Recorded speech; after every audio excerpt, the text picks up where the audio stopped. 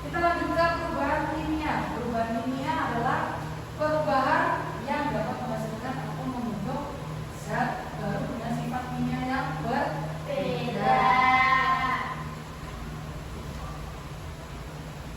Lalu ini ada ciri-ciri perubahan kimia. Yang pertama ada terbentuk gas, terbentuk kudapan, terjadi perubahan suhu, dan terjadi perubahan warna.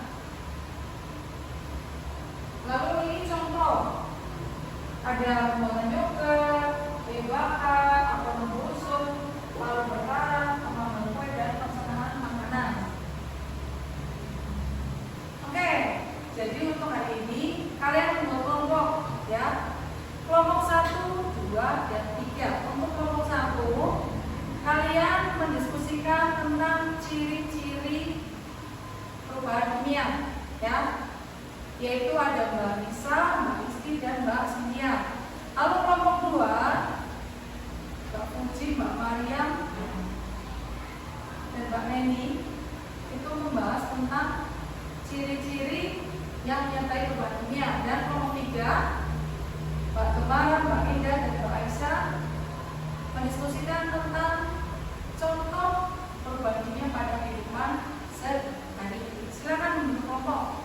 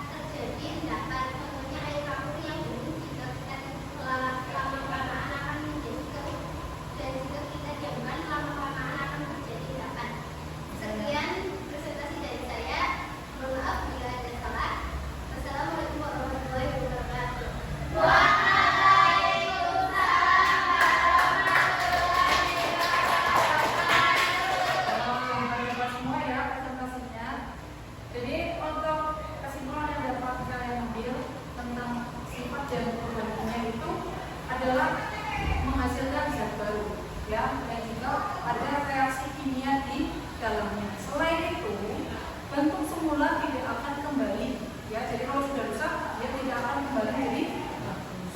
Oke, untuk materi pada hari ini cukup sekian. Terima kasih atas perhatian kalian semua. Wassalamualaikum warahmatullahi wabarakatuh.